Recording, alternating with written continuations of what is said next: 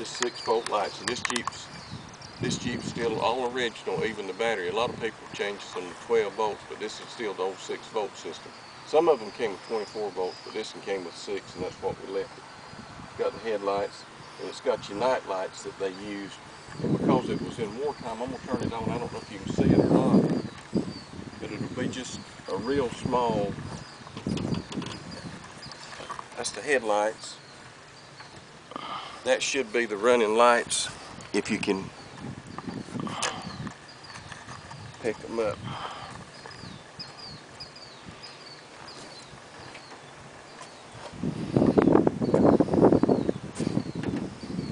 Okay, right here you can see in the top of this one, it's got the running lights on it, and that was at night when there was blackout.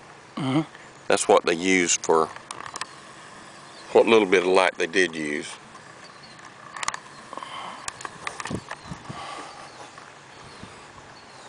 And that light is actually on there. You can barely see it.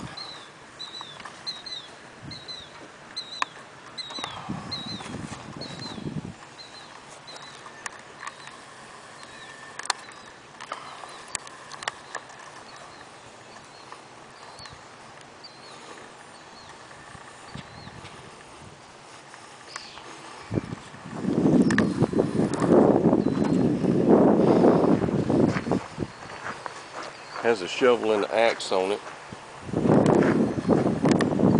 Most of the people carried those in the back of the Jeeps, what my daddy would always tell me. This TP25 on here, that's the tire pressure in each tire. This is the actual last digits of the serial number. Of course, that's the USA, and that's the flag for identification.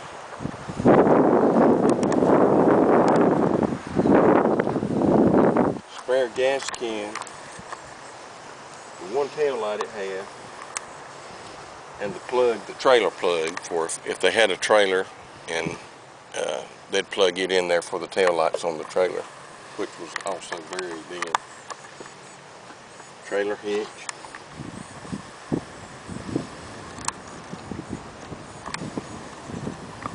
Extra gas can for the gas.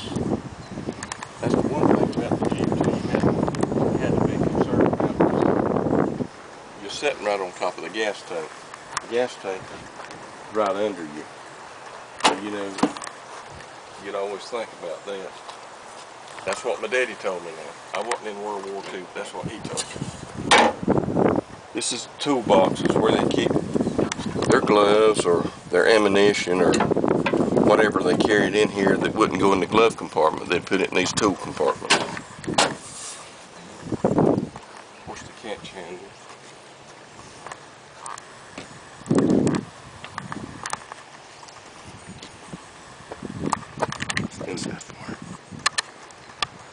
Brackets for the top and the doors, I think. I don't exactly know what this bracket was, but this is a Ford Jeep.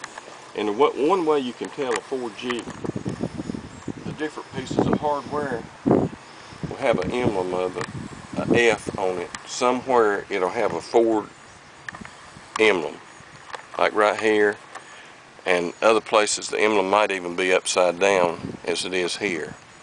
It's still a F emblem, which was the Ford emblem. Like I said, they didn't make many of the Ford Jeeps. They made about 200,000, I think, and that may be off a little bit, but I don't see where it could be more than that. But here's another, if you can get it, there's another F trademark. Some of them you couldn't see, there was bad stamping, but most of them you can pick up pretty good.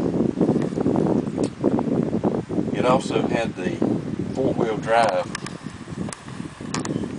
which if you pull this lever straight back and push this one up, that was in low range 4-wheel drive. That was for driving slow. Pull this one back, and if you had both of them back towards you, that's high range 4-wheel drive. That's for, you can even drive it on the highway if you wanted to. It was let you go faster while you was in 4-wheel drive. And of course the top, most of them use the top, but I've seen some pictures And my daddy told me, he said a lot of times they'd take the top off and do away with it, and the top would get lost or whatever, wear out, and they'd just take it off and throw it away. And the tire pressure emblem again, and I was looking to see if there's any Ford trademarks on any of the larger pieces of sheet metal, but I don't see any. I don't think, I'm sure it's on there.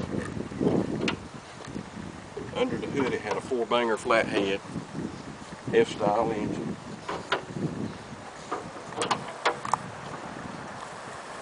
And I'm not at all sure if Ford made that engine or if Willis made the engine, because it's basically the same engine. The parts will interchange. I imagine Ford probably made the engine. I'm not 100% sure on that thing. This is the old oil bath air filter that was on it. That's the whole oil filter that was on it. It was easier to get to than some of the new cars. I like it right here. It was easy to change.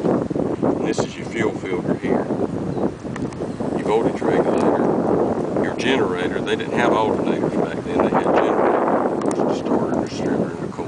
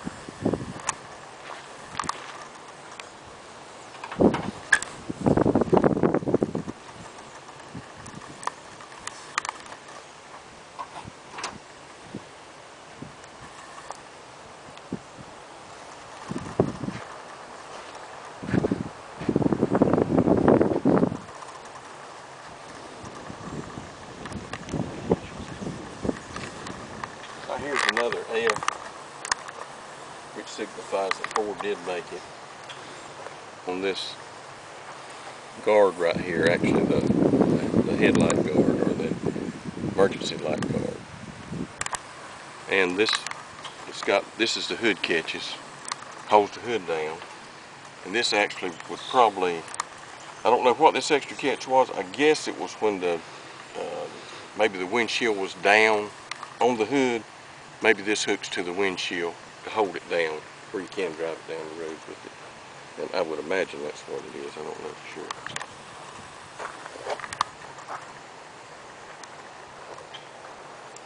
But the Jeep's been around a long time, and it was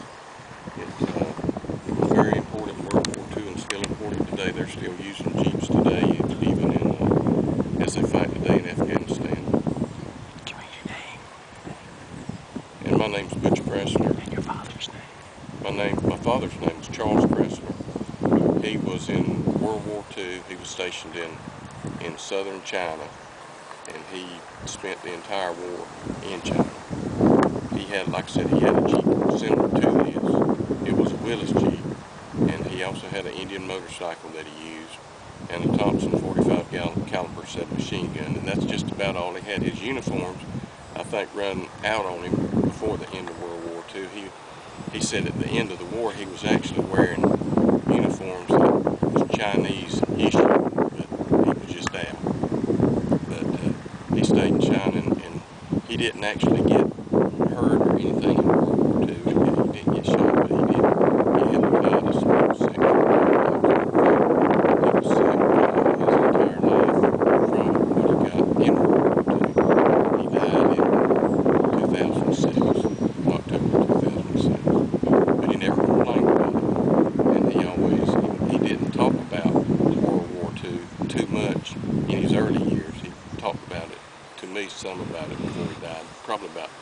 3 months, 4 months before he died, he talked to me and explained to me a lot about World War II.